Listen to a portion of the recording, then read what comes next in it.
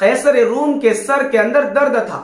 اس نے حضرت عمر رضی اللہ تعالیٰ عنہ کو خط لکھا، تو حضرت عمر رضی اللہ تعالیٰ عنہ کو جب وہ خط ملا تو حضرت عمر نے اس کے جواب میں قیصر روم کو ٹوپی بھیجی۔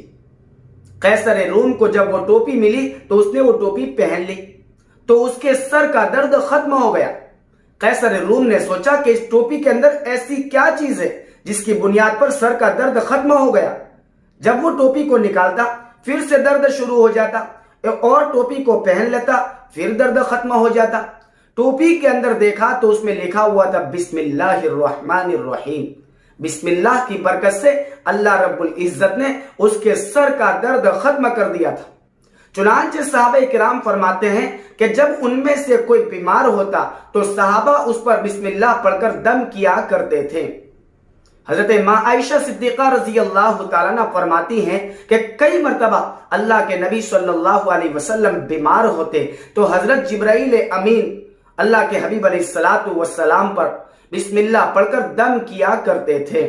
تو بسم اللہ کی برکت سے اللہ رب العزت بڑی بڑی بیماریوں کو ختم فرماتے ہیں۔